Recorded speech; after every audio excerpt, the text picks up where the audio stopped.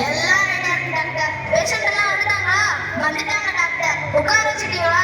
ஓ, உட்கார வச்சுட்டேன் டாக்டர். எல்லாரும் ரெடியா இருக்காங்க. ஐயோ, என்னப்பா இவ்வளவு வேற உட்கார வச்சிருக்க? அதெல்லாம் ஆர்டினன்ஸ் டாக்டர். பேஷண்ட் எல்லாரும் இந்த சைடு இருக்காங்க. ஓ, அப்படியா? இவ்வளவுதானா? நானும் பயந்து போயிட்டேன்ப்பா. அப்ப பாத்துக்கலாம். வர சொல்லு. இது என்னப்பா பேப்பர் குப்பை எல்லாம் மாத்தாம வச்சிருக்க? அது குப்பையில டாக்டர், உங்க அப்பாட்ட இருந்த அந்த லெட்டர். அட என்னப்பா, உங்ககிட்ட எத்தனை தடவை சொல்றது? இதெல்லாம் படிக்கிறதுக்கு நேரமே இல்ல. எவ்வளவு பெரிய ஹாஸ்பிட்டல் வச்சிருக்கேன் தெரியுங்களா உனக்கு? இதெல்லாம் படிச்சுட்டு இருந்தா பேஷண்ட யாரு பார்ப்பாங்க? அந்த பக்கமா தூக்கி போடுப்பா, அப்புறம் பார்த்துக்கலாம். சரி, ஒவ்வொரு பேஷண்ட வர சொல்லுப்பா. Token number 1 Anton.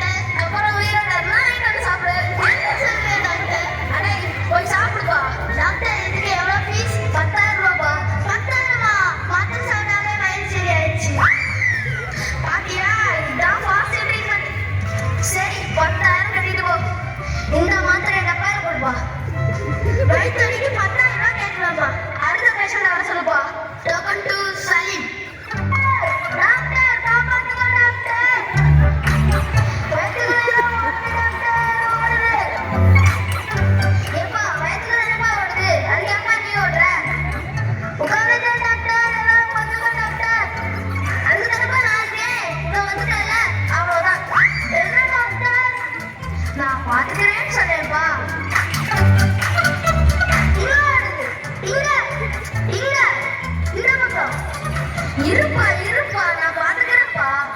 அதுக்கு தானப்பா நான் இருக்கேன். ஏப்பா, வெரி கிரிட்டிக்கலா இருக்கும் போறப்பா. எதுக்கும் ஒரு ஸ்கேன் எடுத்துக்கலாம், அப்படியே ஒரு எக்ஸ்ரே எடுத்துக்கலாம்னு நினைக்கிறேன். ஒரு பிளட் டெஸ்ட் எடுத்துருப்பா, அப்படியே என்ன நினைச்சுட்டு எல்லாம் போட்டுப்பா. இவனை நீ போட்டுக்கலாம்ப்பா. டாக்டர், அந்த டிஜிட்டல் ஸ்கேன் எடுப்பா, இந்தியன் ஸ்கேன். இதை பார்க்க தான் அப்படி இருக்கும். உடனே ரிப்போர்ட் வந்துடும். கொஞ்சம் குறி.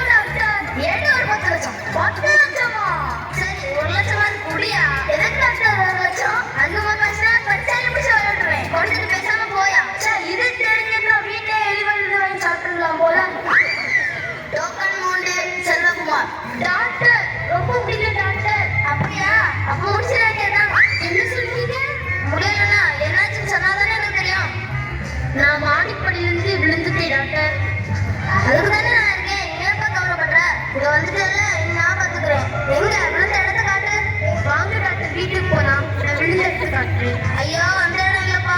உடம்புல எங்க அடிபட்டுச்சு? அதுவா டாக்டர்? கையில தான் பட்டுச்சு. எங்க கைய காமி.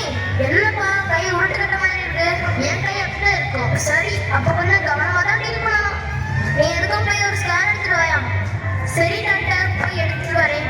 5 லிட்டர் கேனா 10 லிட்டர் கேனா? போடா கேனா. என்னடா சொன்னேன்? ஒன்னும் இல்லப்பா, ஸ்கேன் எடுத்துட்டு வான்னு சொன்னேன். இரு வரேன் வரேன். நான் வரதுக்குள்ள ஹாஸ்பிட்டல்ல மூடிட்டு போயிட வேண்டியதான். டாக்டர் நம்மள தம்பி வந்துரு. என்ன இருக்கு படிப்பா? உங்க அப்பா இறந்துட்டாங்க டாக்டர். என்ன, அப்பா இறந்துட்டாங்களா? இந்த டேபிள்ல ஒரு லெட்டர் இருந்துச்சுல, அது எங்கடா வச்ச? அது ஒரு வாரத்துக்கு முன்னாடியே வந்தது டாக்டர். நீங்க தான் அதை படிக்காம தூக்கி போடுவீங்க. சரி, என்னதான் எழுதிருக்கிறது படிப்போம். எனது அருமை மகனே, நான் உனக்கு எழுதும் 25வது கடிதம் இது. நான் எழுதும் கடிதங்களுக்கு நீ பதில் அனுப்பாவிட்டாலும் அவற்றை நீ படித்திருப்பாய் என்ற மனநிறைவுதான் என்னை அடுத்த கடிதங்கள் எழுத தூண்டுகிறது. நீ உனது வேலையில் பிஸியாக இருப்பாய் என்பது பெற்றோராகிய எங்களுக்கு தெரியும். ஆனால் அடுத்த கடிதம் எழுத நான் உயிரோடு இருப்பேனா என்பது எனக்கு தெரியாது. நீ சிறுவனாக இருக்கும் பொழுது நான் எனது வேலையை பெரிதாக எப்பொழுதும் எண்ணியதில்லை. ஒரு நாள்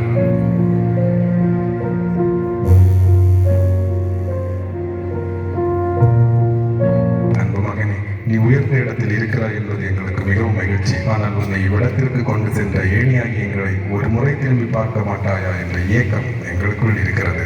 நீ வெளியூரில் இருக்கிறாய், நீ தொலைதூரத்தில் இருக்கிறாய். ஆனால் நான் இந்த உலகத்தை விட்டு பிரியும் முன் ஒரு முறையாவது உன்னை பார்த்து விட்டு பிரிய வேண்டும் என்பது என்னுடைய கடைசியான ஆசையாக இருக்கிறது. இப்படிக்கு உனது அன்பு அப்பா. அப்பா, நான் தவறு செய்துவிட்டேன். குடும்பம், வேலை, பணம் என ஓடிக்கொண்டிருந்த நான் நீங்கள் சிறு வயதில் எனக்கு கொடுத்த பாசத்தையும் அன்பையும் மறந்துவிட்டேன். இனி உங்களை பார்க்க முடியாது. பெற்றோர் வழியாகத்தான் நாம் இந்த பூமிக்கு வந்தோம். அவர்கள் சிறு வயதில் நமக்கு செய்த அனைத்து நன்மைகளையும் ஒரு நாளும் மறந்துவிடக் கூடாது. பெற்றோரை மதிப்போம், பெற்றோரிடம் பேச நேரம் ஒதுக்குவோம். வயது காலத்தில் அவர்களுக்கு பக்கபலமாய் இருந்து அவர்களுக்கு வேண்டிய எல்லா உதவிகளையும் செய்வோம். நன்றி.